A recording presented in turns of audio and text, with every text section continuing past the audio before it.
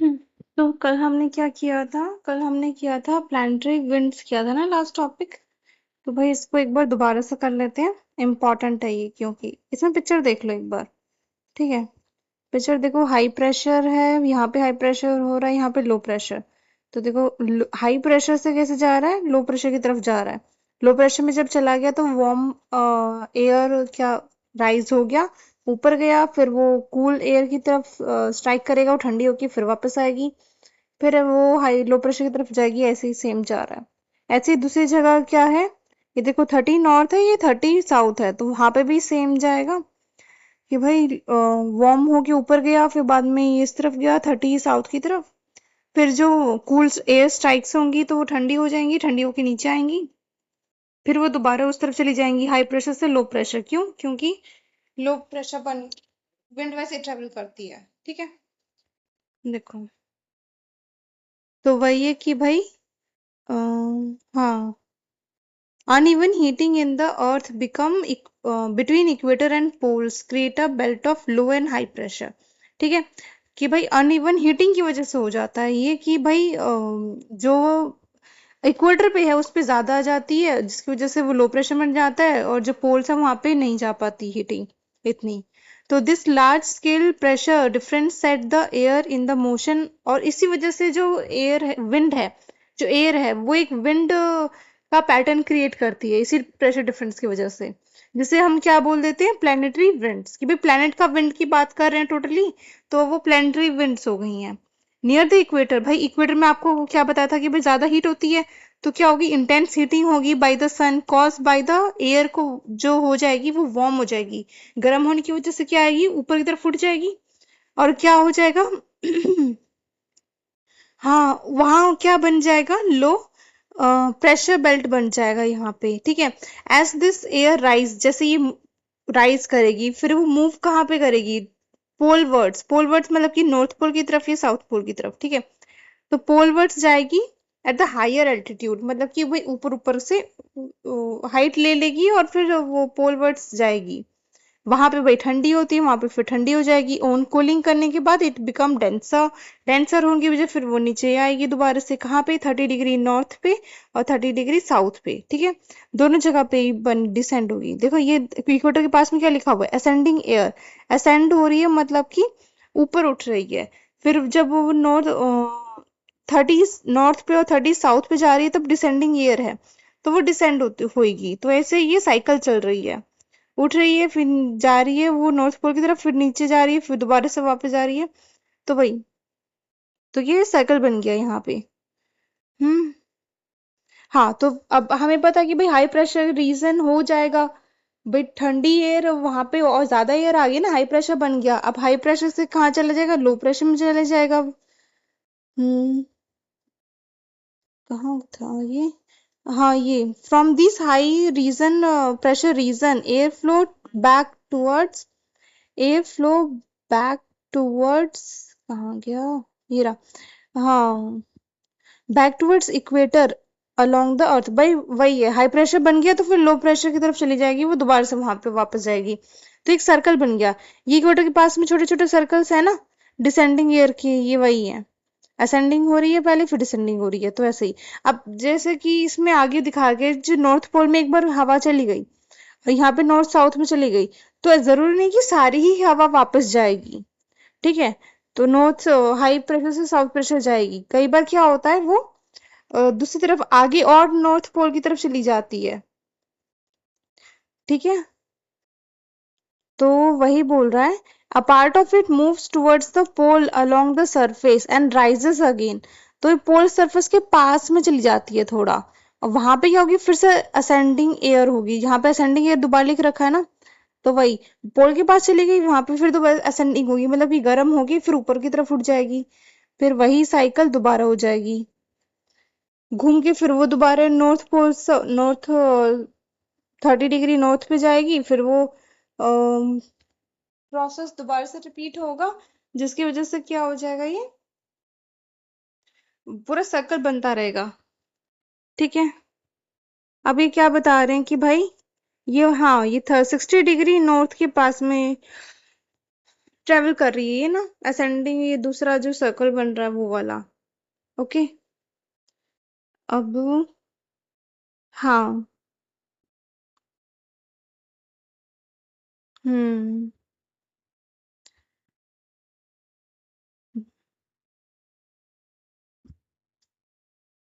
हम्म। तो ठीक है, बस वही वार्म हो के भाई वहां पे लो प्रेशर बन जाएगा, लो प्रेशर बनने की जगह पे कई थोड़ी वहां पे जाएगी दोबारा सर्कल बनाने, और थोड़ी क्या चलेगी नॉर्थ पोल की तरफ चली जाएगी, जैसे यहाँ पे हो रहा था इक्वेटर में। तो वही वैसे ही होगा, और इक्वेटर में ठंडी होती है तो भाई वापस से हवा ठंडी हो जाएगी। ठंडी होने के बाद फिर हाई प्रेशर बनाएंगी, फिर वो दोबारा से यहाँ पे जो असेंडिंग एयर लिखा हुआ है वहां पे क्या बनेगा, लो प्रेशर। लो प्रेशर की वजह से फिर इस तरफ आ जाएगी। ठीक है। तो यही है। हम्म। हाँ।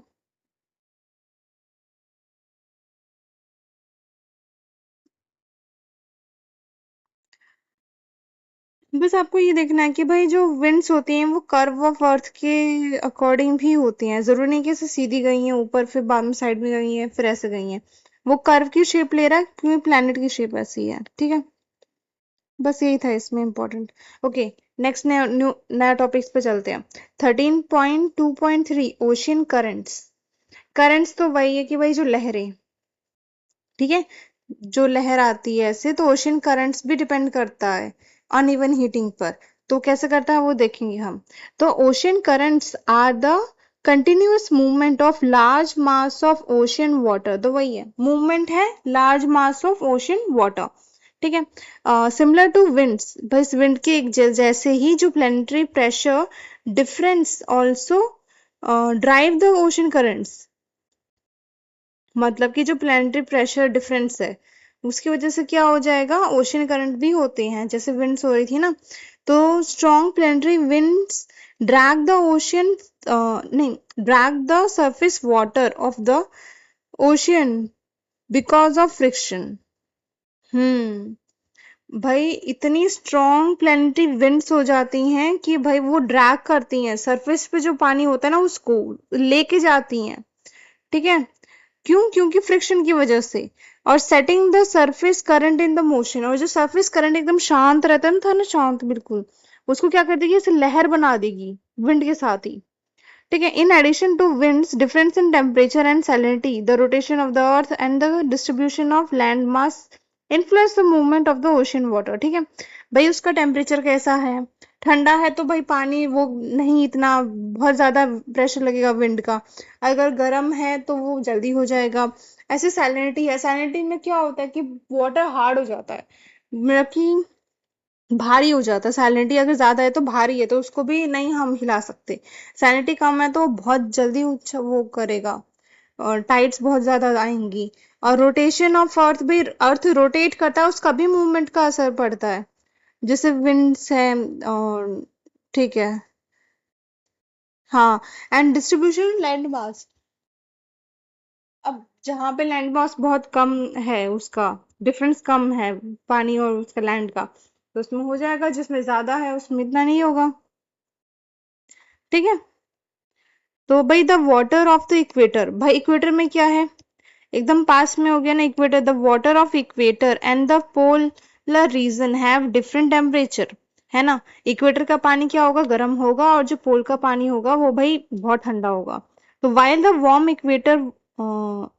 Warm equatorial water travel over the surface toward the pole, तो वही उसका पानी किसे ट्रैवल करता है, पोल की तरफ ट्रैवल करता है। देखो इसमें पिक्चर होगी। ठीक है। थोड़ी बड़ी कर देती हूँ उसको पिक्चर को। हाँ।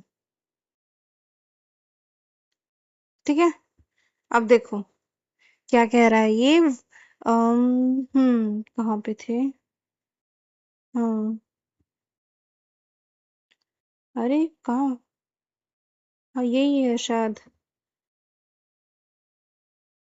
हम्म। तो भाई वाइल जो वार्म इक्वेटेरियल वाटर है वो ट्रेवल करता है over the surface towards the pole. Equator से देखो वो पोल की तरफ जाएगा। ठीक है।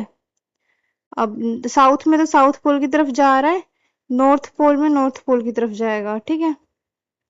अब इसमें क्या कह रखा है इन्होंने, हम्म, colder and denser water flow slowly flows back towards the equator। हाँ, वही जैसे हवा के साथ हो रहा था ना, गर्म हवा थी, ऊपर गई थी, ठंडी होगी, फिर कहाँ चली गई, हाई प्रेशर की तरफ चली गई। अब हाई प्रेशर से फिर क्या हो जाएगा, वो ठंडी हवा वापस से लो प्रेशर की तरफ आएगी, ठीक है। सेम यहीं पर ही है कि इक्वेटर के पास वार्म वाटर था, वो खिसक के पोल के पास चला गया, वहां पे फिर ठंडा पानी हो गया, ठंडा पानी फिर धीरे धीरे वापस से इक्वेटर के पास आएगा। तो देखो पोल के पास आया ना, वापस से रेड कलर है, वो वार्म वाटर के लिए इंडिकेट किया है, वार्म करंट, तभी कैसे कहते हैं वार्म करंट। अब फिर वापस से ये पोल के पास जा रहा है तो कैसा कलर है, ब्लू कलर है, तो कोल्ड करंट के लिए है, ये वापस से इक्वेटर के पास जा रहा है। तो सबकी डायरेक्शन देखा कैसे जा रही है। अच्छा, एक ये उसमें इम्पोर्टेंट था, ऊपर वाले विंड वाले में ना, जो नॉर्थ हेमिस्फेयर है उसमें कहाँ जाता है, right hand side, north right है, और साउथ क्या है, लेफ्ट हैंड साइड पे जाता है, बस ये ध्यान रखना। और वैसे ही यहाँ पे देखो पानी में, नॉर्थ हैंड साइड कहाँ पे जा रहा है पानी, राइट साइड जा रहा है, क्योंकि हमने देखा था ना, हवा ही करंट होती है उसकी, हवा ही उसको पावर देती है, तो हवा जैसे चल रही है वैसे ही वो भी चल रहा है। तो राइट हैंड साइड जा रही है ना क्लॉकवाइज, साउथ में क्या है, एंटी क्लॉकवाइज की लेफ्ट साइड से जा रही है हवा, जो भी पानी भी है इसमें देखो सर्कल कैसे बन रहा है।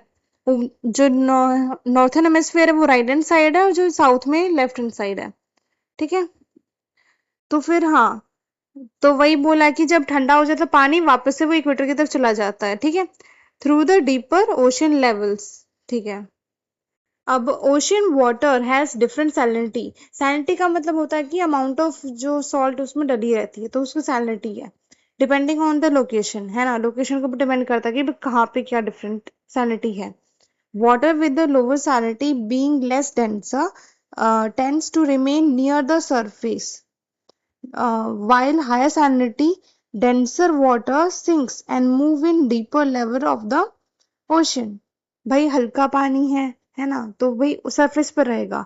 अगर वैसे ही अगर सैलिनिटी ज्यादा है तो डेंसर हो जाएगा और मूव करेगा डीपर लेवल की तरफ इन ओशियन। तो जो वाटर का रोटेशन है deflect this moving water masses, forming large circular pattern called gyres, gyres के बोलते हैं उसे। तो क्या है, द अर्थ का जो रोटेशन है वो डिफ्लेक्ट कर लेता है इस मूविंग वाटर मास को, ठीक है। उसको क्या कहते हैं, गाइरीज बोलते हैं। गाइरीज देखो, ये वही है, जो सर्कल है ना उसी को गाइरीज बोलते हैं, जो सर्कल फॉर्म कर रहा है, क्या फॉर्मिंग लार्ज सर्कुलर पैटर्न, जो उसको फॉर्म फॉर्म हो जाता है उसे गाइरीज कहते हैं।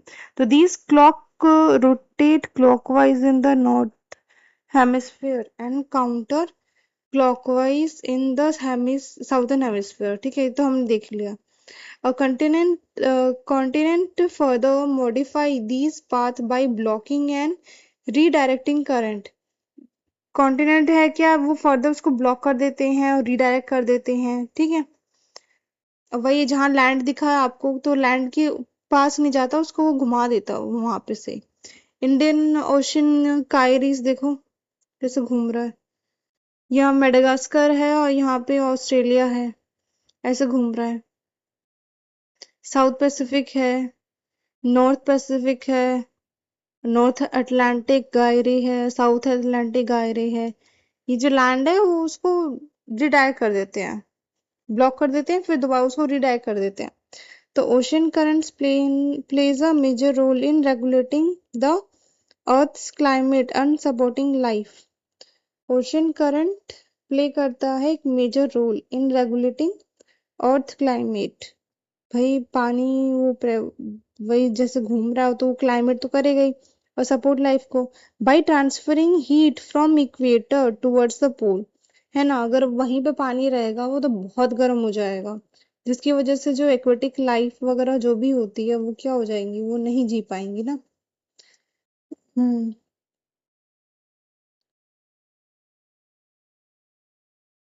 फिर हम्म, तो वो वही, तो वो क्या कर देती है, they reduce temperature difference across the planet, ठीक है। फॉर एग्जाम्पल जो वार्म ओशन करंट है, नॉर्थ अटलांटिक ड्रिफ्ट का, नीचे फिगर दिया हुआ है, अच्छा नीचे वाला ही है।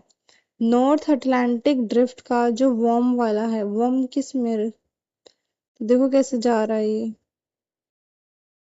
हम्म पहले पढ़ लेते पूरा क्या है। The warm ocean current north Atlantic drift an extension of gulf stream का एक्सटेंशन है। हम्म ये गल्फ स्ट्रीम है ना, उसका एक्सटेंशन है, आगे आगे गया है। ठीक है। A strong ocean current carries water, warm water from southern part of the North America east coast across the Atlantic Ocean। तो वही अटलांटिक ओशन है, उसमें से फिर भाई वो क्या करता है, गल्फ स्ट्रीम क्या है ना, नॉर्थ अमेरिका दिख रहा है ना, नॉर्थ अमेरिका से लेके जाता है पूरा, उसको वहां से घूम गया, फिर ये आगे की तरफ चल लेके चला जाता है। तो वो क्या है, ये स्ट्रॉन्ग विंड, नहीं कहाँ था ये, स्ट्रॉन्ग ओशन करंट। ये वार्म वाटर को कैरी कर रहा है। ठीक है। और क्या एग्जाम्पल है इसका, फ्लो टूवर्ड्स द, हाँ भाई नॉर्थ वेस्ट कोस्ट की तरफ जा रहा है, देखो यूरोप है ना, यूरोप की नॉर्थ वेस्ट कोस्ट की तरफ जा रहा है ये। हम्म नेक्स्ट, हाँ, keeps many port of ice free from winter. तो भाई बहुत सारी जो पोर्ट्स होती है ना यूरोप की, उसको आइस फ्री कर देता है, वो जम जाएगा तो उनका काम खत्म हो जाएगा। ये गर्म पानी ही लेके जाता है, उसको गर्म रखता है वहां के पानी को। ठीक है, विंटर में, even at the high altitudes में। तो this moderative influence on the climate also support human activity.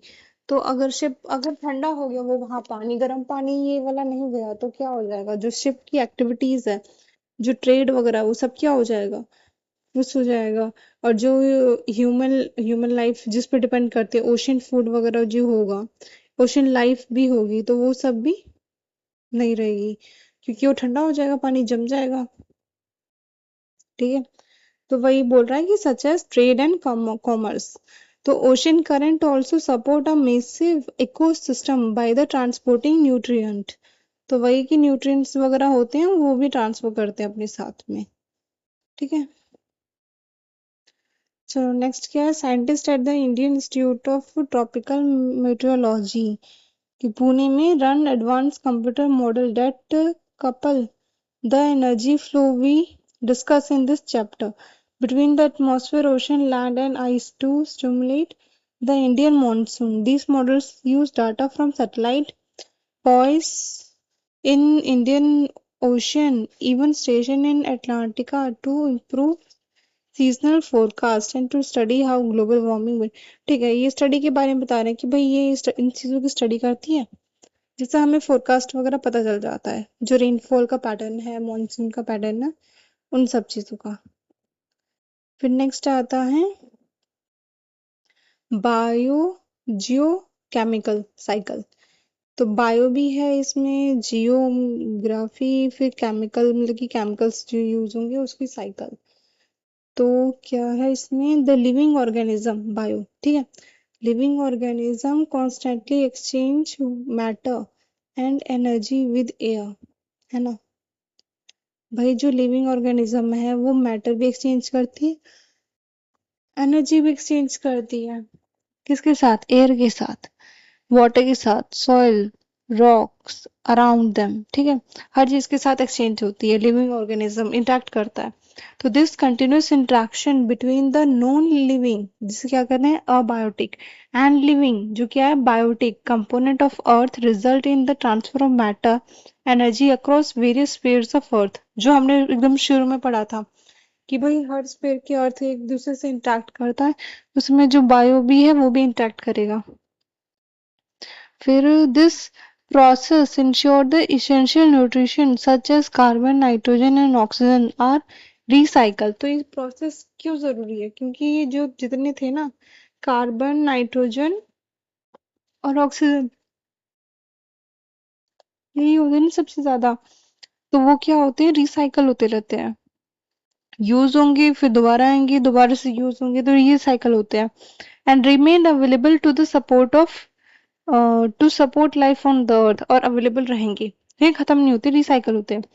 So this cycle movement of matter energy between the biotic and abiotic component is called biogeochemical cycle. कि भाई biotic and abiotic के बीच में जो भी interaction होता है, जो cycles होती हैं, उसको बोलते हैं बायोजियोकेमिकल साइकिल. तो there is a dynamic relationship between the different ecosystem. ठीक है. तो देखिए वो क्या करते हैं, they interconnectedness help ecosystem recover from disturbance और डिग्रेडेशन और मेंटेन इन्वायरमेंटल बैलेंस. तो सब कुछ बैलेंस करता है ये. ठीक है. तो, तो जो डिस्टर्बेंस होती है, जो डिग्रेडेशन होती है इनकी वजह से, वो सब मेंटेन करेगा ये. तो वही ये सिस्टम चलता है बस, ये साइकिल. ठीक है. We will examine the water carbon nitrogen oxygen cycle. भाई इनकी साइकिल हमें पढ़नी है अब. ठीक है. बस वही कि कैसे वो बैलेंस मैटर करता है, एक्सप्लोर करेंगे कैसे वो कनेक्ट करता है दूसरे स्फीयर के साथ, और कैसे रिस्पॉन्ड करता है तो ह्यूमन इम्पैक्ट का. ठीक है. वाटर साइकिल तो आपने बचपन से पढ़ रखी है ना. अब उसको थोड़ा अच्छे से देखते हैं. आपने वही बोल रहा है, you have studied water cycle and learn terms like evaporation, transpiration, condensation, precipitation, infiltration और ग्राउंड वाटर. तो वाटर साइकिल इज समराइज्ड, इसको समराइज कर रखा है ये चैप्टर में. देखो कैसे होता है. पहले पहले इवापोरेशन होता है, पानी है इवापोरेट हो गया, फिर कंडेंस हो गया, कंडेंस हो गया क्या बनाएगा, क्लाउड. क्लाउड बना के फिर वो क्या करेगा, प्रेसिपिटेट करेगा. प्रेसिपिटेट मतलब बारिश करके वो क्या कर देगा, रन जो पानी होगा वो इकट्ठा होगा, इकट्ठा होके ग्राउंड वाटर में चला गया, कुछ कुछ भाई ट्रांसपिरेशन होके वो दोबारा से लेक में चला गया. यही है. तो in this cycle water evaporate from the water bodies. ठीक है. वाटर बॉडीज क्या, रिवर हो गए, लेक, ओशन हो गए. उनसे क्या होगा, पहले पानी इवेपोरेट होगा, वो भाप बनेगी, एंड कंडेंस होगा to form a cloud. Condense फिर ठंडा हो जाता है ऊपर जाके, तो वो क्लाउड बन जाता है. तो it returns as precipitation in the form of rain. तो भाई वो प्रेसिपिटेशन वाली फॉर्म आ जाती है, उसमें क्या हो जाता है, वो रेन कर देता है वहां पे, हेल करता है या फिर स्नो कर देता है, वो तो भाई जगह के ऊपर है. To surface and finally flow back to the ocean. तो वही है कि भाई सरफेस पे कर देगा, वो वापस से वहां पे चला जाएगा. सम ऑफ द वाटर सीप through the soil rock beneath the earth surface. तो वही सब कुछ काफी नीचे चला जाता है पानी में, ग्राउंड में, तो ग्राउंड वाटर हो गया. तो water dissolve material minerals from soil and rock. It also support all terrestrial organism and transport these nutrient to ocean and support marine life. तो वही है भाई. तो वाटर क्या है, डिजोल्व कर लेता है मिनरल्स को from the rock and solid soil and rock. जो क्या कर देता है, सारे जो टेरेस्ट्रियल ऑर्गेनिज्म है, जो ट्रांसपोर्ट है उन सब मिनरल्स का ओशन में चला जाता है. ओशन में चला जाता है तो भाई वहां पे जो मेरीन लाइफ्स हैं उनको सपोर्ट करता है. Climate change is now affecting the water cycle. भाई अब क्या हो रहा है, क्लाइमेट चेंज हो रहा है, अलग हो रहा है क्लाइमेट, जिसकी वजह से क्या हो रहा है, वाटर साइकिल जो चल रही थी वो डिस्टर्ब हो रही है. एग्जाम्पल देखते हैं. A warmer atmosphere hold more moisture. कि भाई अगर गर्म एटमॉस्फेयर होगा तभी उसमें मॉइस्चर होगा, causing heavier rain in some areas, है ना, like intensify monsoons and drought elsewhere. अगर एक जगह ज्यादा बारिश होगी मतलब दूसरी जगह क्या होगी, कम होनी है. मेल्टिंग ग्लेशियर हो रहा है जिससे क्या हो रहा है, पानी बढ़ रहा है रिवर में, सी लेवल राइज कर रहा है जिसकी वजह से थ्रेटन कर रहा है जो कोस्टल सिटीज है जैसे कि मुंबई और चेन्नई को.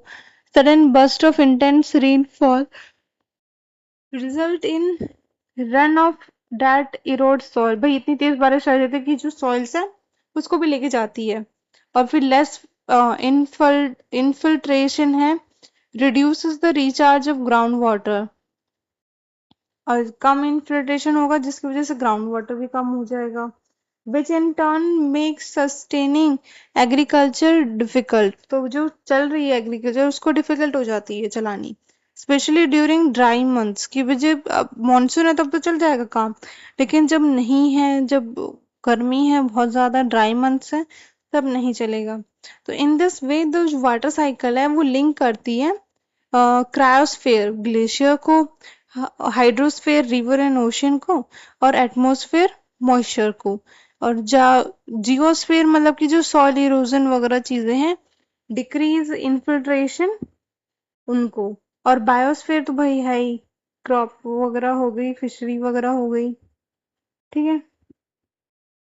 तो all of which are affected by global warming, तो वही ये इफेक्ट आपको पता चल गया कि कैसे अफेक्ट कर रहा है, ठीक है। हम्म।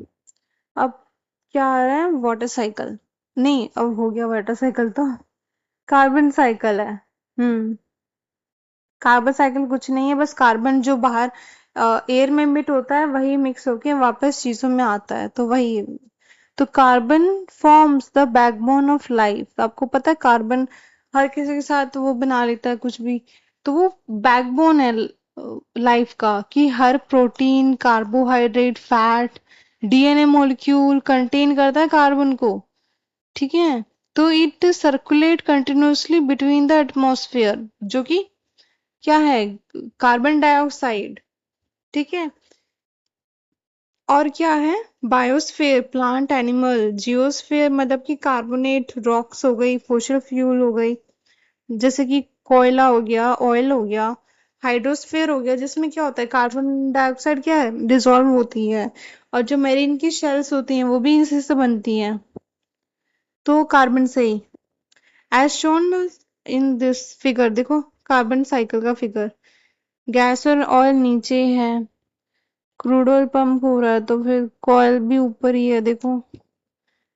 फिर क्या कर रहे हैं, इसमें कुछ जला रहे हैं, वो सब है, फैक्ट्री है, फैक्ट्री से फोशल फ्यूल वगैरह जो भी है वो ऑयल बनाने के लिए आता है, तो कार्बन डाइऑक्साइड हवा में आती है।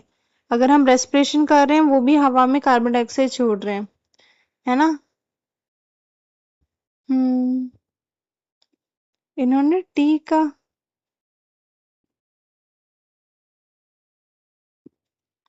ट्री भी रेस्पायर करता है, ट्री भी, एक तो ये एनिमल दिखा रखा है और फिर पता नहीं, दूसरा भी रेस्पिरेशन का है, तो वो भी भाई कार्बन डाइऑक्साइड करता है। फिर हमें ये भी पता है कि फोटोसिंथेसिस से कार्बन डाइऑक्साइड दोबारा से यूज होता है। फिर हमें पता है कि जो डिकम्पोजिशन है वो भी कार्बन डाइऑक्साइड छोड़ता है, तो वो भी आ गया। और एब्जॉर्ब कौन कर लेता है, पानी कर लेता है, पानी वाटर में, ठीक है।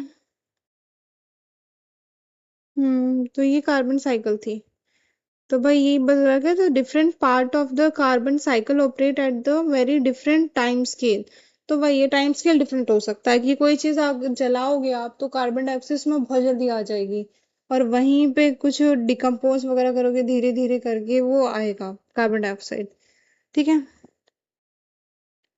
तो in fast cycle which happens over days to year, plant convert atmospheric carbon dioxide into glucose using sunlight through photosynthesis। हमें पता है कि photosynthesis में वो प्लांट क्या करते हैं, कार्बन डाइऑक्साइड लेते हैं, ग्लूकोज में कन्वर्ट कर देते हैं, ठीक है, सनलाइट के प्रेजेंस में। तो carbon dioxide is released back into atmosphere through respiration, ये जो भी हम सांस वगैरह लेते हैं वो दोबारा से रिलीज हो जाती है। और animal eat plants and other animals while they die। तो कार्बन डाइऑक्साइड इस तौर पे क्या होता है, दोबारा से एयर में वापस आ जाता है डिकम्पोजिशन की वजह से, ठीक है। In the slow cycle which happens over millions of year, ये कितना था, कुछ साल ही थे, दिन साल के बाद थी। लेकिन अगर हम मिलियंस ऑफ ईयर्स की बात करें कि जो डेड प्लांट्स हैं, एनिमल्स हैं, वो क्या होते हैं, वो क्या जमीन में गड़ जाते हैं, और उसकी वजह से क्या हो जाता है, वो फॉसिल फ्यूल में कन्वर्ट हो जाते हैं, जो क्या बनाएगा, कोयल बनाएगा, ऑयल बनेगा और गैस बनाएगा। तो these fuels are burn to provide energy for various needs, इनको जलाया जाता है ना, जैसे हीटिंग करने के लिए, कुकिंग करने के लिए, ट्रांसपोर्टेशन के लिए, कार वगैरह चलाते हैं तो ऑयल ही तो यूज करते हैं हम, या तो गैस पे चलती है कुछ कार, है ना, सीजी सीएनजी वाले वगैरह जो होती हैं, तो बस वही। तो ये क्या है, ट्रांसपोर्टेशन के यूज करती हैं और इंडस्ट्रियल पर्पजेस के लिए। When fossil fuels are burn, जब उनको जलाया जाता है, कार्बन क्या होता है, रिलीज होगा back as carbon dioxide on very short time scale, बहुत जल्दी जाता है। और the atmosphere and ocean water continuously exchange CO2, जो एटमॉस्फेयर और जो पानी है ओशन का, वो एक्सचेंज करता रहता है CO2। जो ओशन वाटर है वो एब्जॉर्ब कर लेता है एटमॉस्फेरिक CO2 को, और वो क्या बना देता है, कार्बोनेट बना देता है, और बाई कार्बोनेट आयंस बना देता है। जो साइटोप्लैंक्टन्स हैं वो यूज करते हैं उनको फॉर फोटोसिंथेसिस, ठीक है, वो भी प्लांट्स होते हैं वहां पे ओशन में, तो वो फोटोसिंथेसिस के लिए उसको यूज कर लेते हैं। और क्या करते हैं, सबमरीन क्या ऑर्गेनिज्म क्या करती हैं, यूज कर देती है टू फॉर्म अ शेल। हर तरह की शेल होती है ना मरीन के पास, तो वो किससे बनाती हैं, इसी से बनाती हैं। व्हेन ऑर्गेनिज्म डाई, जब वो मर जाते हैं, वो क्या कर देते हैं, this sink to the ocean floor, नीचे आके सिंक कर देते हैं। वहां पे क्या बन जाता है, there organic matter is store as carbon for a long period, ठीक है। हम्म।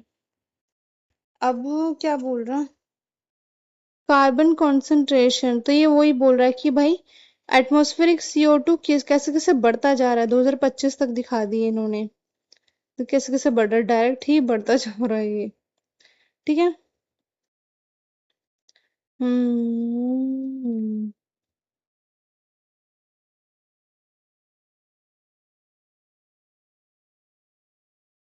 ठीक है, अब नेक्स्ट क्या है, अच्छा ये डिप दिखा रहा है ना, जब जब वो कुछ ग्रो करते हैं, ये डिप ऐसे जिगजैग है ना, डिप दिखा रहा है, ठीक है।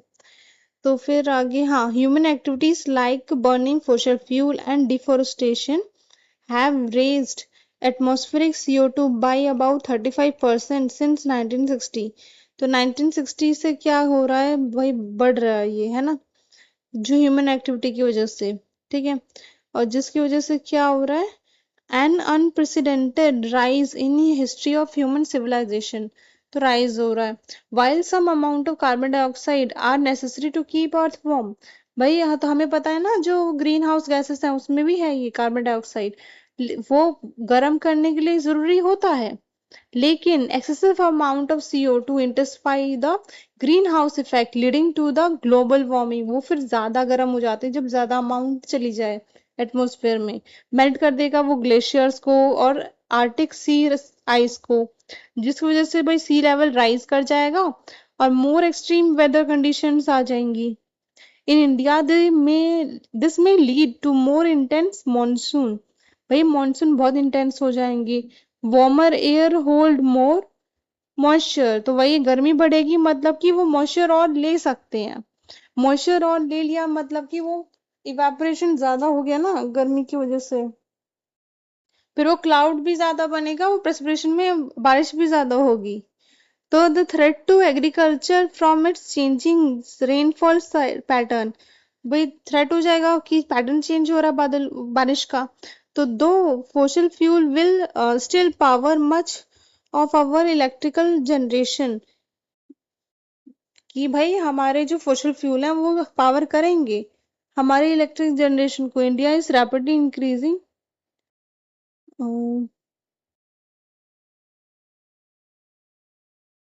लेकिन इंडिया क्या क्या कर रहा है, रैपिडली रीन्यूएबल एनर्जी सोर्स पे जा रहा है। हमने पहले पढ़ा था ना सोलर पैनल्स वगैरह, वो कैसी एनर्जी है, रीन्यूएबल एनर्जी की, दोबारा से हम यूज कर सकते हैं उसको, ठीक है, कंटिन्यूस सोर्स होगा वो, उसको कहते हैं। तो which will help minimise carbon emission into the atmosphere, ठीक है। अब ये क्या बोल रहा है, द कार्बन कंस्टिट्यूट क्या करता है, 49% of dry weight of living organism, ठीक है, 49% है। और out of total amount of global carbon 71% found होता है ओशन में, and this oceanic reservoir regulate the amount of carbon dioxide in atmosphere को एक्सचेंज करता है, ठीक है। चलो नेक्स्ट पढ़ते हैं नाइट्रोजन। नाइट्रोजन तो वही जो एग्रीकल्चर से रिलेटेड आएगा आपका, ठीक है। तो नाइट्रोजन साइकिल में क्या आ रहा है कि भाई नाइट्रोजन साइकिल है बकरी बना रखी, ठीक है। तो भाई nitrogen cycle, nitrogen is a essential element for synthesis of protein and nucleic acid. भाई प्रोटीन जो हो गए, अ, इसको बनाना है, न्यूक्लिक एसिड्स बनाना है, तो उसमें नाइट्रोजन क्या है, जरूरी है, कंपोनेंट है, एक चीज एलिमेंट है जो बनेगी, सिंथेसाइज करने में मदद होगी। ठीक है। The largest reservoir of nitrogen is in our atmosphere. वहां पे क्या था, लार्जेस्ट कार्बन का रेजर्वियर कहाँ पे था, ओशियंस में था। और फिर नाइट्रोजन का कहाँ है, एटमोस्फेयर में है। ठीक है। However, नाइट्रोजन गैस जो N2 है is rather non-reactive, वो रिएक्ट नहीं करती है, and cannot be directly used by plant and animal, use भी नहीं कर सकते हम डायरेक्टली उसको। It must first be converted to soluble compound, भाई सॉल्व हो जाए किसी में, किसके द्वारा, बाय लिविंग थिंग्स, जो दैट जो लिविंग थिंग्स है उसको एब्जॉर्ब करें। The overall movement of nitrogen between air, soil, water on organism is called nitrogen cycle. की जो मूवमेंट होती है उसको कहते हैं, देखो हम कहाँ से शुरू करें, यहाँ से शुरू करते हैं। एटमॉस्फेरिक नाइट्रोजन देखो 9N2, वो क्या हो गया, नाइट्रोजन फिक्सेशन हो गई है, अमोनिया बन गया, फिर नाइट्रिफिकेशन हो गई है उसकी, नाइट्रेट बन गया है, फिर नाइट्रिफिकेशन और नाइट्राइट बना है, नाइट्राइट से फिर नाइट्रेट बन गया, फिर असेंबल करके उसको भाई वो क्या बनाते हैं, कम न्यू नहीं, फर्टिलाइजर, फर्टिलाइजर में यूज होती हैं, फिर असेंबलेशन होता है, फिर डिकम्पोजिशन होता है इन्हीं का ही, पेड़ों का ही, फिर अमोनिफिकेशन होता है, उससे अमोनिया बन जाता है, फिर ये दोबारा से इसमें प्लांट्स में जाता है, एनिमल्स उसको खाते हैं, एनिमल्स में भी चला जाता है। ठीक है। फिर डी नाइट्रिफिकेशन होता है, फिर दोबारा से हवा में चली जाती है वो नाइट्रोजन। ठीक है। तो ये साइकिल है बस जो आपस में होती है। तो nitrogen cycle contain several steps, काफी सारे स्टेप्स होते हैं उसमें नाइट्रोजन साइकिल्स में। नाइट्रोजन फिक्सेशन होता है, एसिमिलेशन होता है, एमोनिफिकेशन होता है, नाइट्रिफिकेशन होता है और डीनाइट्रिफिकेशन होता है। तो नाइट्रोजन कंटेनिंग बैक्टीरिया क्या क्या होते हैं, ये आपने पहले भी क्लास में पढ़ा था। राइजोबियम, राइजोबियम कहाँ होता है, रूट्स के नोड्यूल में होता है ऑफ लोगूम, और in azotobacter in soil convert the nitrogen N2 into ammonia. ठीक है। तो भाई ये अलग अलग चीजें हैं। ठीक है। और रूट्स होता है नोडल ऑफ नोगियम, नगियम के रूट्स में होता है क्या, राइजोबियम, ये नाइट्रोजन फिक्सिंग बैक्टीरिया है। और फिर अजोटोबैक्टर क्या है, वो सॉइल में होता है, वो क्या कर लेता है, नाइट्रोजन को अमोनिया में कन्वर्ट कर देता है। और नाइट्रीफाइंग बैक्टीरिया कौन सा होता है, ये इंपॉर्टेंट है सारा, नाइट्रोसोमोनस, वो अमोनिया से क्या किसको कन्वर्ट करता है, नाइट्रिक करता है। और while nitrobacter convert nitrate to nitrate में, तो जब नाइट्रिफिकेशन उसको कह देते हैं, नाइट्राइट से नाइट्रेट में कन्वर्ट हो तो नाइट्रिफिकेशन होता है। कौन करता है ये, नाइट्रोसोमोनस। ठीक है। और अजोटोबैक्टर क्या करता है भाई, एटमॉस्फेयर में जो नाइट्रोजन है उसको अमोनिया बना देता है। ठीक है। हम्म, हाँ ये दोनों का ही है भाई, राइबोसोम्स भी है वो, लेकिन बैक्टीरिया है। ठीक है। ये भी शायद बैक्टीरिया ही है, वो वही करता है दोनों काम, राइबोसोम्स और एजोटोबैक्टर्स। ठीक है। नाइट्रोजन को अमोनिया बना देता है। अब नेक्स्ट नाइट्रिफिकेशन हो गया, plant assimilation these nitrogen compound from the soil, भाई सॉइल में मिले हुए हैं ये, उसको फिर मिला ले, एक साथ लेकर आता है प्लांट। वेरियस जो एनिमल होता है जो ऑब्टेन करता है nitrogen bye consuming plants and other animals. ठीक है। when plant and animal die or produce waste, जो कंपोजर डिकम्पोजर होता है like bacteria and fungi break the organic matter or returning the nitrogen component like ammonia to the soil। ठीक है। वही जो ammonia component होता है उसको सॉइल में कर देता है वापस से। तो this process is known as ammonification. वही है कि भाई जब प्लांट और एनिमल डेथ हो जाती है उनकी, फिर वो डिकम्पोज होने लग जाते हैं, तो जो बैक्टीरिया उनको क्या करता है, ब्रेक डाउन कर लेता है वो, तो किसका, नाइट्रोजन कंपाउंड्स का, किसमें, like ammonia into the soil, ठीक है। तो उसको क्या कहते हैं, अमोनिफिकेशन। और डी नाइट्रिफिकेशन क्या होता है कि भाई उसको नाइट्रीफाई से हटाना। तो सच स्यूडोमोनस क्या है, कन्वर्ट करता है नाइट्रेट को बैक इन नाइट्रोजन गैस। ये सारे नाम इंपॉर्टेंट है, कौन क्या करता है। तो फिर स्यूडोनोम क्या करता है कि डीनाइट्रिफिकेशन करता है, नाइट्रेट को वापस से नाइट्रोजन गैस बना देता है। तो this process is called denitrification. तो this complete the cycle and maintains the balance of the nitrogen in ecology. Lightning also contribute to the fixation of nitrogen oxides, ठीक है। तो भाई लाइटनिंग हो जाती तो नाइट्रोजन ऑक्साइड हो जाता है ना। चलो वो बाद में पढ़ेंगे, वो दोबारा से रिपीट करते हैं। देखो, नाइट्रोजन फिक्सिंग बैक्टीरिया क्या क्या है, राइजोबियम। राइजोबियम जो किस में होता है, रूट के नोड्यूल्स में होता है ऑफ लुगुम की, ठीक है। जो आप पढ़ा होगा ना, कौन सी बीन्स वाली सब्जी वगैरह होती है, सब दाल वगैरह होती है, उनमें होता है ये, प्लांट्स की रूट्स में, ठीक है। लॉब्यूम्स बनाते हैं, लॉग्यूम लेग्यूम्स, उसमें होता है राइजोबियम। और एजोटाबैक्टर भी है, वो सॉइल में होता है।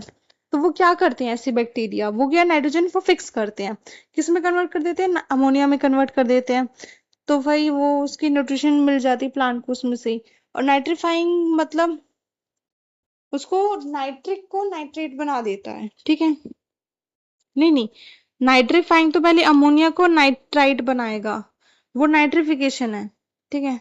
तो नाइट्रीफाइंग बैक्टीरिया लाइक नाइट्रोसोमोनस वो क्या करता है, अमोनिया से कन्वर्ट कर देता है नाइट्राइट में। लेकिन जो नाइट्रोबैक्टर है, बैक करेगा, वो क्या कर देगा, नाइट्राइट को नाइट्रेट में कर देगा कन्वर्ट, उस प्रोसेस को नाइट्रिफिकेशन कहेंगे, ठीक है। थोड़ा याद करना पड़ेगा इसको। नाइट्रोसोमोनस,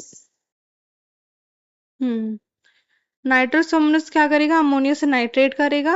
और नाइट्रोबैकर क्या करेगा, नाइट्राइट से नाइट्रेट बना देगा, ठीक है।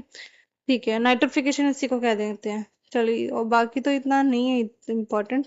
हाँ, ये अमोनिफिकेशन है कि भाई जो प्लांट्स हैं और जो एनिमल्स हैं वो डाई हो जाते हैं, उनकी प्रोड्यूस वेस्ट करते हैं या तो उसको डिकम्पोजिशन जो करते हैं ना, वो बैक्टीरिया का, फंगी ब्रेक डाउन कर देते हैं, किसका, नाइट्रोजन कंटेनिंग कंपाउंड्स का, किस अमोनिया जैसे हो गया उसको सॉइल में, ठीक है।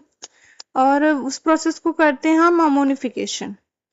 अमोनिया का ब्रेक डाउन करना मतलब अमोनिफिकेशन।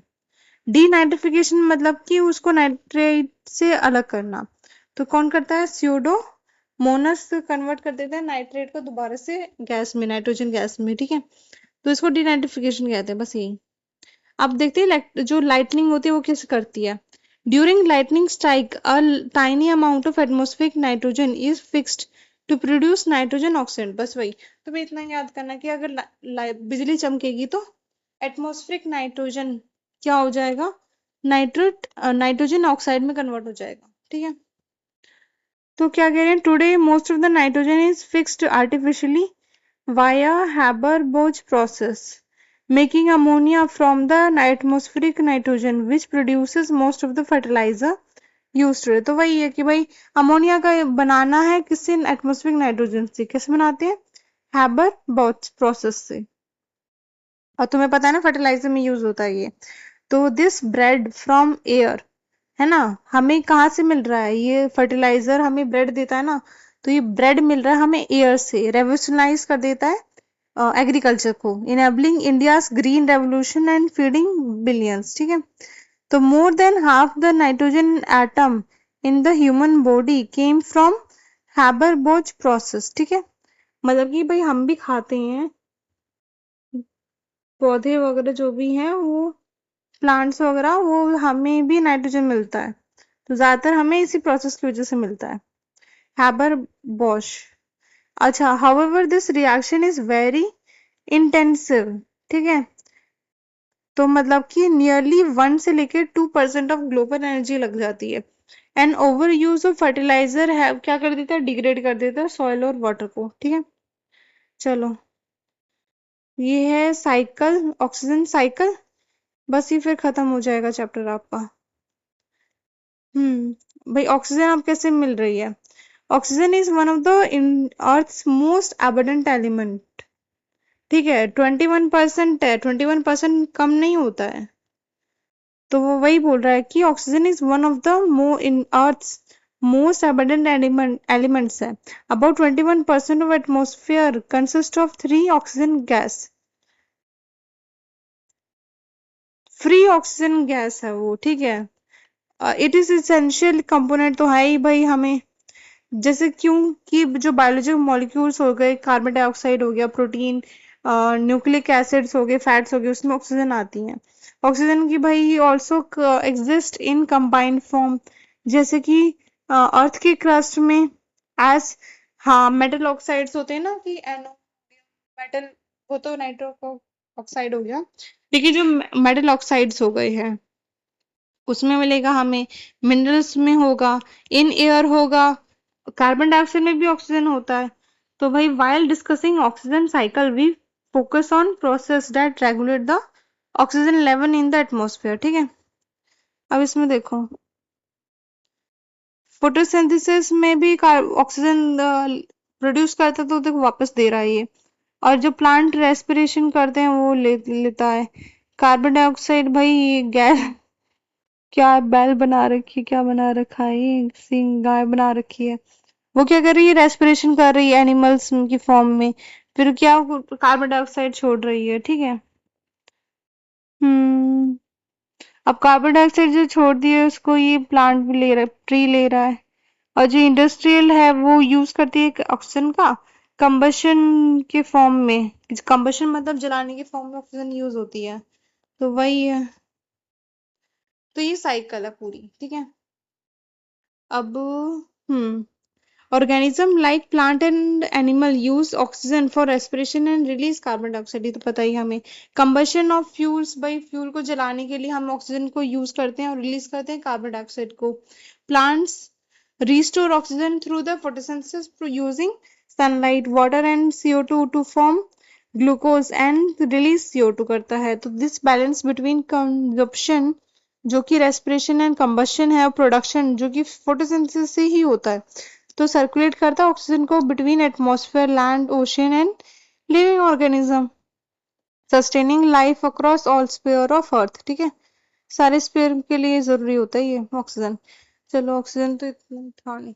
तो human impact on earth process, कि भी अर्थ के प्रोसेस में ह्यूमन का क्या इम्पैक्ट पड़ता है। हाँ, कि ह्यूमन क्या कर देते हैं। You have learned about impact of climate change earlier, है ना, क्लाइमेट चेंज के बारे में आपने पढ़ा था। तो in which we examine the crisis of planet earth is facing. Rising CO2 level from the use of fossil fuel leads to the extreme weather and biodiversity loss, है ना, कि भाई अगर ज्यादा कार्बन डाइऑक्साइड लेवल बढ़ गया, अगर हम फॉसिल फ्यूल यूज करेंगे, तो क्या हो जाएगा, एक्सट्रीम वेदर आ जाएगा, और जो बायोडाइवर्सिटी है वो लॉस हो जाएगी। तो here we will examine how humans action disturb the biogeochemical cycles, किसके, अर्थ के सरफेस के, ठीक है, जो भी हैं वो कैसे डिस्टर्ब होते हैं। तो एक्सेस एटमॉस्फेरिक कार्बन की वजह से क्या हो जाएगा, इंक्रीज हो जाएगा ओशन का एब्जॉर्प्शन, मेकिंग सी वाटर क्या हो जाएगा, मोर एसिडिक हो जाएगा। तो इसकी वजह से भाई थ्रेटन हो जाएगी जो भी लाइफ है, टाइनी प्लैंकटॉन्स है, जो प्लांट्स है, जो कोरल लीव्स है, डिसरप्टिंग हो जाएगी मैरीन की ecosystem. However, warmer ocean water reduces the ocean capacity to absorb CO2 as a effective carbon sink। Carbon sink क्यों बोला है, कार्बन उसमें सबसे ज्यादा जाता है, आपने पढ़ा था ना, ओशन में सबसे ज्यादा कार्बन होता है, और जो नाइट्रोजन होता है वो एटमॉस्फेयर में ज्यादा होता है। तो वो वही बोल रहा है कि भाई अगर वार्म होगा ना पानी, तो वो थोड़ा उसको प्रिवेंट करता है एब्जॉर्ब करने से। और during the fossil fuel and deforestation, burning करने के टाइम पे क्या करेंगे हम, फॉसिल फ्यूल को डिफॉरेस्टेशन करेंगे, तो उससे क्या हो जाएगा, सैचुरेट कर देगा। सैचुरेट मतलब कि इतना ज्यादा हो जाएगा, मैक्सिमम तक हो जाएगी कार्बन, ठीक है, नेचर्स की कार्बन जो सिंक करेगी, लाइक फॉरेस्ट एंड ओशियंस। ठीक है, मतलब कि भाई जो फॉरेस्ट है ना वो भी कार्बन लेता है, क्योंकि भाई फॉरेस्ट है तो मतलब कि प्लांट्स है तो वो कार्बन डाइऑक्साइड की फॉर्म में ले लेगा, तो कार्बन भी ले लेता है वो इन्वायरमेंट में से। तो अगर वही आपने कम कर दिया, बर्न कर दिया फॉसिल फ्यूल, तो उससे इंक्रीज हो गया। और डिफोरेस्टेशन कर दिया, मतलब कि जो भी पेड़ वेड़ हैं वो काट दिए, तो उससे क्या हो जाएगा, वो सैचुरेट कर जाएगा जो भी कार्बन है, ठीक है, मैक्सिमम अमाउंट तक पहुंच जाएगा। और over past 50 years there are been significant change in earth's natural system पे changes होने लग गए हैं। in India fossil fuels still generate a specific part of our electricity। भाई अभी तक हमारे इंडिया में क्या fossil fuel भी जल इलेक्ट्रिसिटी के लिए यूज करते हैं। कंट्रीब्यूटिंग हार्मफुल इमिशन मतलब कि जो हवा में छोड़ी जाती हैं जो गैसेस वो हार्मफुल हो जाती हैं। Although the rapid growth of solar energy offer help, लेकिन भाई जो सोलर एनर्जी हम यूज कर रहे हैं वो कुछ हेल्प तो कर रही है। The excess CO2 intensify the greenhouse effect, जिसकी वजह से क्या हो जाएगा, disrupt disrupting the carbon cycle, ठीक है। हम्म वही बोल रहा है कि भाई ज्यादा कार्बन डाइऑक्साइड होगी जिसकी वजह से जो साइकिल है वो डिस्टर्ब हो जाएगी। The overuse of fertiliser, और जो हम खेती बाड़ी में क्या करते हैं, फर्टिलाइजर बहुत ज्यादा डाल देते हैं। एड एक्सेसिव नाइट्रोजन, बहुत ज्यादा नाइट्रोजन डाल देते हैं जिसकी वजह से क्या होता है, नाइट्रेट टू क्या हो जाए, नाइट्रोजन जैसे कि नाइट्रेट की फॉर्म में वो क्या चली जाती है, रिवर्स में चले जाते हैं, लेक में चले जाते हैं, जिससे क्या हो जाता है, wide spread growth of algae हो जाएगा। एल्गल बूम, जैसे कि साइड में देख रहे हो ना, यूफोकलेशन ऑफ एल्गल ब्लूम, तो ये देखो एल्गी होगी बहुत ज्यादा। हम्म तो causing wide spread for growth of algae, जो एल्गल ब्लूम्स है, डैट वो क्या कर देता है, डिप्लीट कर देता है ऑक्सीजन को, वो कम कर देता है ऑक्सीजन को और किल कर देता है फिशेस को, ठीक है। तो this process is called eutrophication, ठीक है, ये इंपॉर्टेंट है। यूट्रोफिकेशन क्या होता है कि भाई जब ओवर यूज हो जाए नाइट्रोजन का, आप फर्टिलाइजर के तौर पे यूज करते हो, तो वो भाई रिवर में लेक में चला जाता है पानी, और उस जिसकी वजह से क्या हो जाता है, वाइड स्प्रेड ग्रोथ बहुत ज्यादा एल्गी की हो जाती है। तो और इसकी वजह से क्या हो जाएगा, जो ऑक्सीजन है वो डिप्लीट करेगा, वो कम हो जाएगा और वो किल कर देगा, कम हो गया ऑक्सीजन तो भाई सांस कहाँ से लेगी फिशेस, वो मर जाती हैं। तो इस प्रोसेस को कहते हैं यूट्रोफिकेशन, ठीक है। जो क्या कर देता है, वो थ्रेटन कर देता है वाटर बॉडीज को और कोस्टल फिशरीज को, है ना। तो deforestation also create multiple effect across the air water land and living organism, ये तो पता ही है हमें।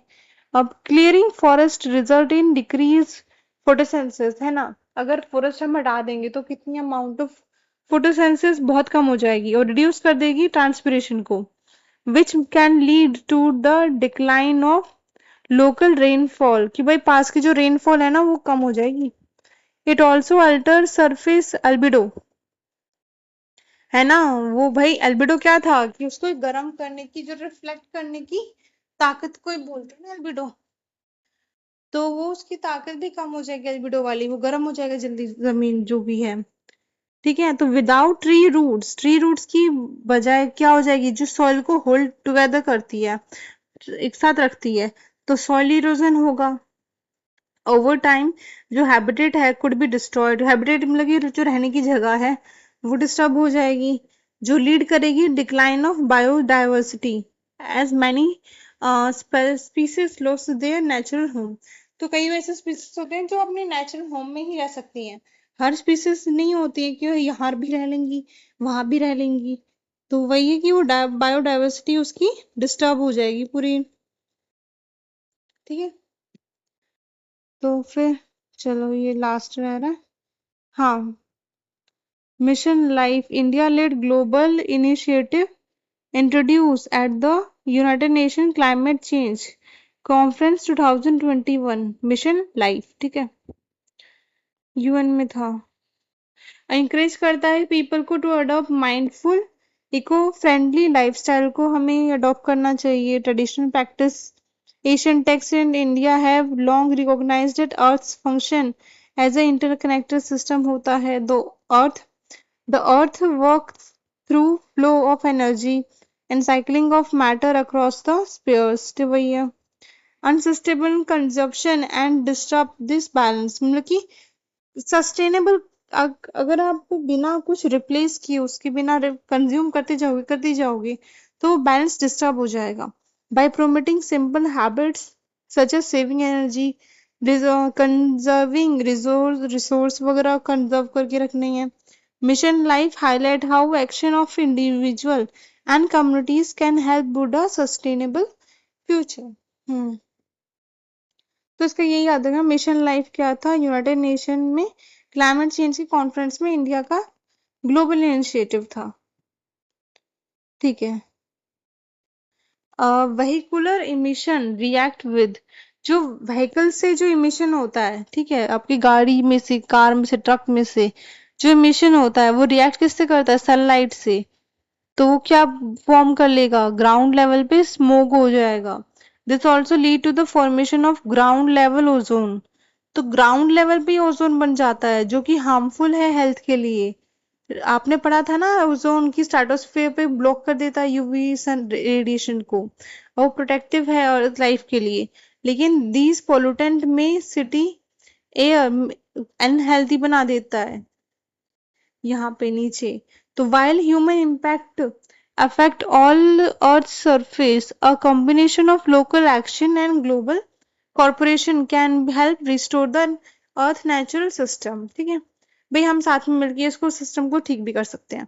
For example the Montreal protocol, पढ़ा था मैंने पेरिस में, जो हुआ था किसके खिलाफ हुआ था, CFCS के खिलाफ था ना, जो रेफ्रिजरेटर वगैरह एसी वगैरह की उसमें से जो गैस वगैरह थी वो निकलती थी, जिसकी वजह से क्या हो रहा था, ओजोन लेयर पे वो डेंस, वो बहुत कम हो गई थी डेंसिटी उसकी, ठीक है, अंटार्कटिका के ऊपर। तो वही है ये।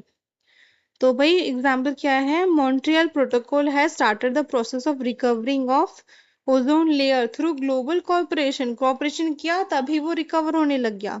However the Kyoto protocol and Paris agreement in which countries were supposed to reduce their carbon dioxide emission have been less successful। लेकिन ये क्या है, कायोटो प्रोटोकॉल और पेरिस एग्रीमेंट, इन दोनों में क्या डिसाइड किया था कि कार्बन डाइऑक्साइड का एमिशन वो कम करेंगे, कार्बन डाइऑक्साइड मतलब कि कम छोड़ेंगे हवा में, वो अनसक्सेसफुल रहा। तो conserving energy and energy resource, energy को कंजर्व करना, बचा के रखना, और एंड एनर्जी रिसोर्सेस को switching to the renewable energy resources, तो स्विच करना चाहिए हमें रिन्यूएबल एनर्जी रिसोर्सेज, जो क्या होंगे, सोलर और विंड। प्लांट करनी चाहिए हमें ट्रीज को, वाटर सेव करना चाहिए, प्रैक्टिस करना चाहिए सस्टेनेबल फार्मिंग को, can help restore the balance को, बैलेंस को हम क्या करेंगे तब रिस्टोर कर सकते हैं। तो India has planted billions of trees, expanded energy from solar and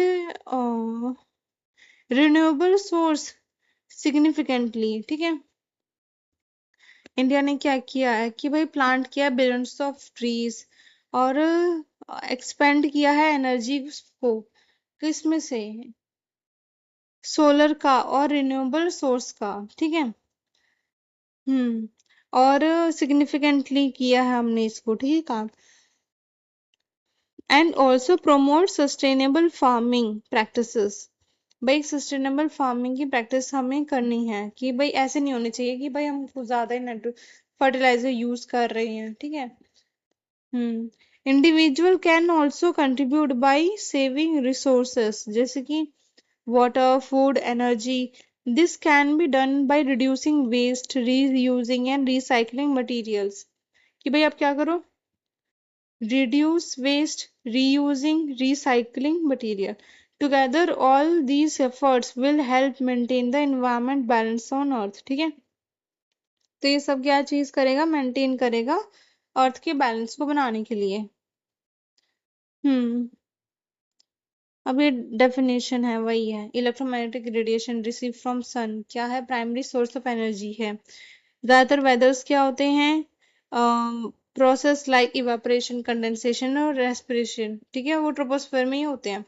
और जो शेप ऑफ अर्थ होती है, लैटिट्यूड होता है, टिल्ट ऑफ अर्थ एक्सेस होता है, वो क्या होता है, प्राइमरी रिस्पॉन्सिबल होता है। फिर वेरिएशन इन आइसोलेशन, आइसोलेशन क्या था कि जहाँ पे लाइट पहुंचे अर्थ की, ठीक है। And hence for a uneven heat, और जिसकी वजह से अनइवन हीटिंग हो जाती है अर्थ के सरफेस पे, ठीक है। और अनइवन हीटिंग की वजह से क्या हो जाता है, generation of wind and ocean current की होता है। अब मैटर एंड एनर्जी क्या है, कंटिन्यूअस साइकिल है, जो हमने देखा ना किसमें, लिविंग थिंग्स में और नॉन लिविंग सिस्टम में। तो कंटिन्यूअस साइकिल है इन दोनों का। और एटमॉस्फेरिक ऑक्सीजन किस में यूज होता है, कंबशन में, रेस्पिरेशन में और ऑक्साइड फॉर्मेशन में, ठीक है। और रिस्टोर कैसे होता है दोबारा से, फोटोसिंथेसिस के दोबारा से रिस्टोर हो जाता है, ठीक है। और on earth water, carbon, nitrogen and oxygen continuous cycles होते हैं इसमें, ठीक है। Atmosphere, ocean, land and living organism में, ठीक है। Water, carbon, nitrogen and oxygen, ठीक है। बायो जो बायोजी केमिकल साइकिल्स क्या करते हैं, न्यूट्रिएंट्स बनाते हैं जो कि अवेलेबल होते हैं टू लिविंग ऑर्गेनिज्म, ठीक है।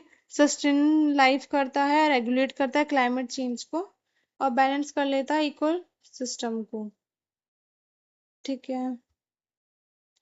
चलो बस यही था,